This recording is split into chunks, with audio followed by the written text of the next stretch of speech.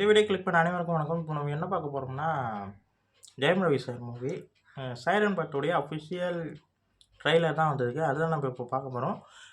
வாங்க பார்ப்போம். நம்ம ஜெயம் ரவி சார் இருக்கார், கீர்த்தி மேம் இருக்காங்க, யோகி பாபு சார் இருக்கார், அப்புறம் வந்து அனுபமா பரமேஸ்வரன் அவங்க இருக்காங்க.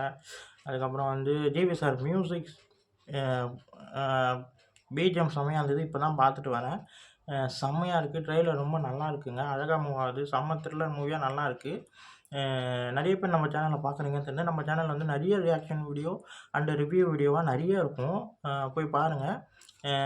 பார்த்து நம்ம சேனலில் வந்து நிறைய பேருக்கு ஷேர் பண்ணி விடுங்க, சப்ஸ்கிரைப் பண்ணிங்க. அவ்வளோதான். இப்போ வந்து ட்ரெய்லர் எப்படி இருக்குன்னு பார்ப்போம் வாங்க. 3, 2, 1.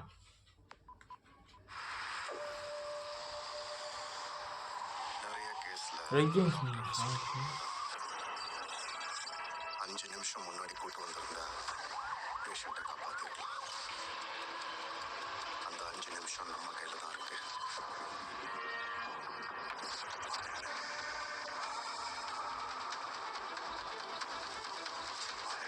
ஓ ஏய் செம்ம.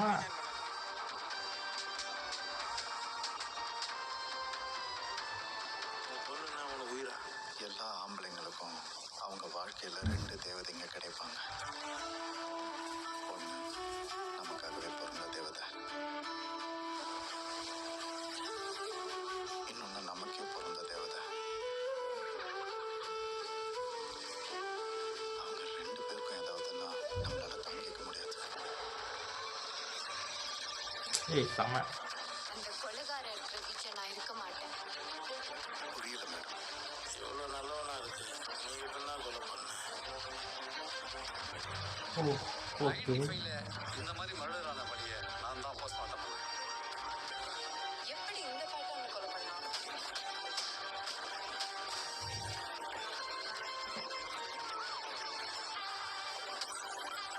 அது எப்படி ஓன் ஜூரிஸ்டிக்ஷனில் ஓன் விரோதக்காரங்க மட்டும் சாகுறாங்க.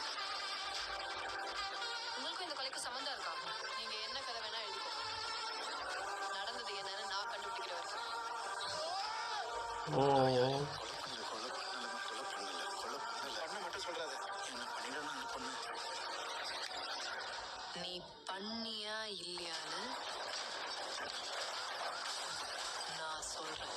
நான் ஒன்றும் உங்களை மாதிரி இல்லை மேடம். விசாரணைன்னு கூட்டு வந்து கொலை பண்ணுறதுக்கு. யாரையா சொன்னது? யாரையா சொன்னது? எவன்டா சொல்லுங்க?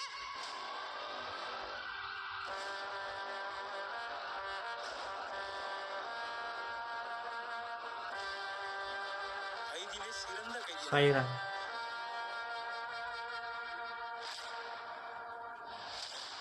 ஏய் செம்மையாக இருக்குது. ஓ பிப்ரவரி 16 படம் ரிலீஸ். ஓகே. ஏய் செம்மையாக இருக்குங்க ட்ரெய்லரு. செம்ம ட்ரெய்லராக ரொம்ப நல்லா இருக்குது.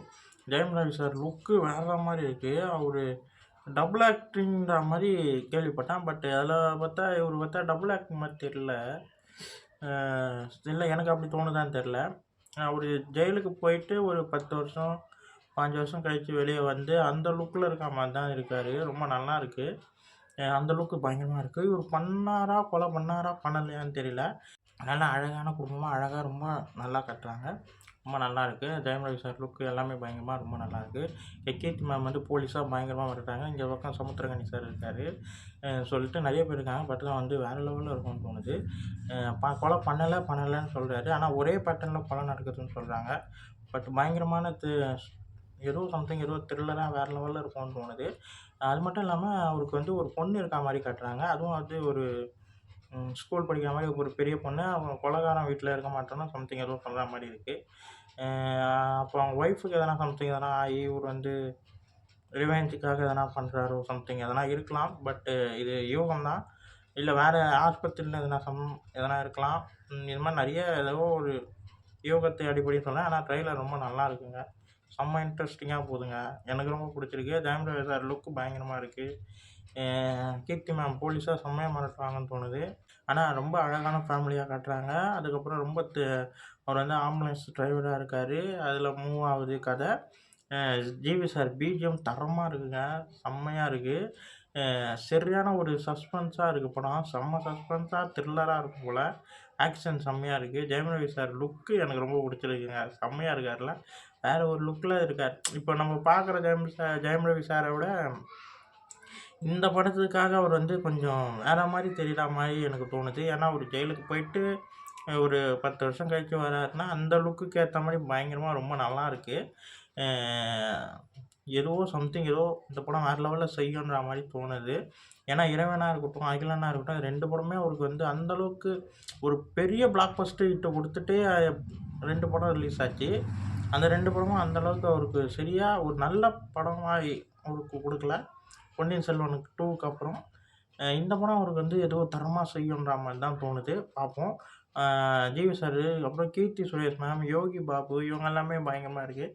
யோகி பாபு காமெடியெல்லாம் பயங்கரமாக இருக்கும்னு நினைக்கிறேன்.